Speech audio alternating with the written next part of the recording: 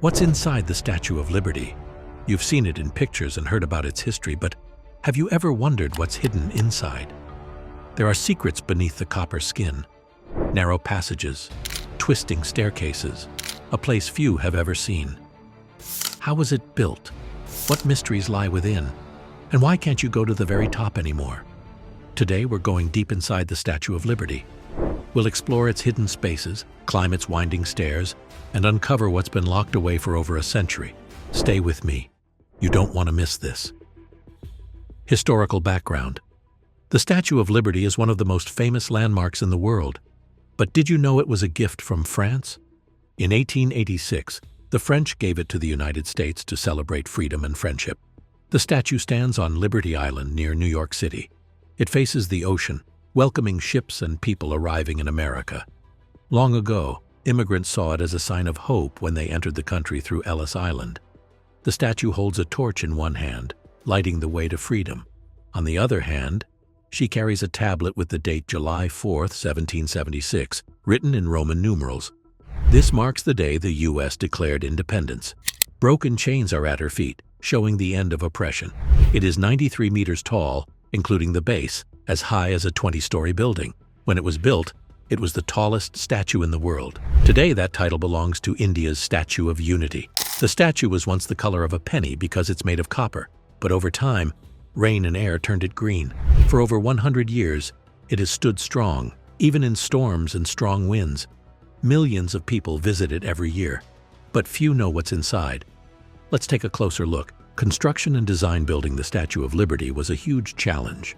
It had to be big, strong, and able to last for centuries, but it also had to be light enough to stand without collapsing. The statue was designed by a French sculptor named Frédéric Auguste Bartholdi. He started by making a small clay model about 1.2 meters tall. Then, he created larger plaster versions, making changes along the way. The final statue had to be built in pieces because it was too big for any workshop. The pieces were made from copper sheets and shaped using a repoussé method. Workers hammered the copper against wooden molds until they got the right shape. Each piece was then reinforced with iron straps to hold it in place. But the statue needed something stronger to support it. That's where Gustave Eiffel came in. He designed a special iron framework to hold up the statue. This structure worked like a spine, keeping everything stable. It also allowed the statue to sway slightly in strong winds, up to 12 centimeters at the top. The pieces were built in Paris and took almost 10 years to finish. Once ready, the statue was divided into 350 pieces and shipped to the United States in 1885. Each piece had to be reassembled on a giant stone base called a pedestal. The U.S. built this pedestal while waiting for the statue to arrive. After 4 months of work, the statue was finally complete. On October 28, 1886, the Statue of Liberty was officially unveiled. People cheered, bands played, and fireworks lit up the sky. It was a symbol of hope, freedom, and a new beginning. Transportation and assembly. The Statue of Liberty was built in Paris, France, but it was meant for the United States. Moving such a huge statue across the ocean was not easy. In 1885, workers took the statue apart into 350 pieces. Each piece was carefully packed into 214 wooden crates.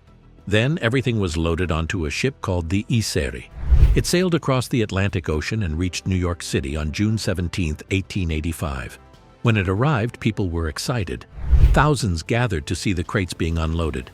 But the statue wasn't ready yet. The pieces had to be put back together. First, workers built the iron support structure designed by Gustave Eiffel. Then they carefully attached the copper pieces one by one, each piece having to fit perfectly. The entire process took 4 months. The statue stood on a pedestal built earlier on Bedloe's Island, now Liberty Island. Americans had raised money to make it. On October 28, 1886, the Statue of Liberty was finally unveiled. Crowds cheered, cannons fired, and fireworks lit up the sky. It was a gift of friendship from France and a symbol of freedom for the world. Renovations and changes. The Statue of Liberty has changed over time. Some parts needed repairs, while others were replaced. One big change was the torch. The original torch was damaged by water leaks, and rain and wind made it weak over the years. In 1984, workers replaced it with a new, stronger torch. The old one is now in the Statue of Liberty Museum. Over time, Cracks and rust appeared inside the statue. In 1986, workers made big repairs for its 100th anniversary. They strengthened the structure, cleaned the copper, and made it safer for visitors. New lighting was also added.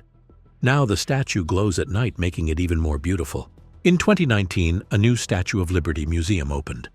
It tells the statue's story and displays old parts, including the original torch. The statue still stands strong, but over time, more repairs will be needed to keep it safe. How to visit the Statue of Liberty. Visiting the Statue of Liberty is an exciting experience. But you can't just walk there. You need to take a ferry. Ferries leave from Battery Park in New York and Liberty State Park in New Jersey. The ride takes about 15 minutes. You'll get great views of the statue and the city skyline along the way.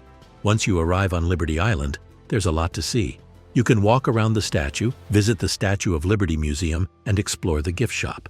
If you want to go inside the statue, you need a unique pedestal or crown ticket. The pedestal ticket lets you go up to the observation deck for a closer view, while the crown ticket takes you higher, but these tickets sell out fast. Since COVID-19, some areas have been closed, but ferry rides and outdoor tours are still open. To make your visit easier, book tickets online in advance. Avoid buying from street sellers, as they may be scams. A trip to the Statue of Liberty is a once-in-a-lifetime experience. Don't forget your camera. The views are unforgettable. Inside the Statue of Liberty, going inside the Statue of Liberty is a fantastic experience. But you need a special ticket to enter. Only a limited number of people can go inside each day. The entrance is at the base of the statue. These doors are called the Centennial Doors. Once inside, you will see a large open lobby. This used to hold the original torch but was moved to the museum in 2019. To go up, you have two choices. Take the elevator or climb the 192 steps to the top of the pedestal, which is very tall. From the observation deck, you can see the New York skyline and the harbor. The view is breathtaking. If you want to go even higher, you need a crown ticket. There is no elevator to the crown. You must climb 354 narrow steps up a double helix staircase.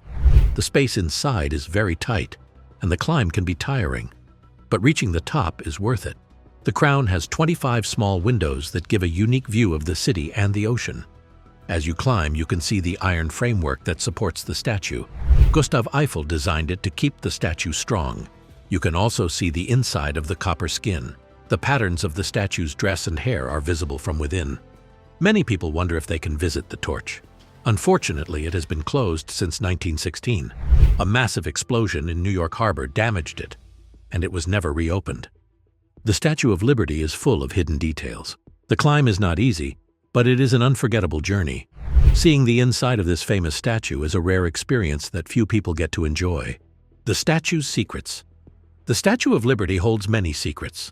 Some are small, while others remain mysteries. Most visitors never notice them, but they are essential. One secret is the broken chains at her feet. From the ground, they are hard to see, but they have deep meaning. The chains represent freedom from oppression and slavery. They were part of the original design, but few know they exist. Another mystery is inside her head. Some believe there is a hidden room in the crown. This is not true. Inside, there is only a small space with 25 windows. These windows offer views of New York Harbor, but no secret chamber exists.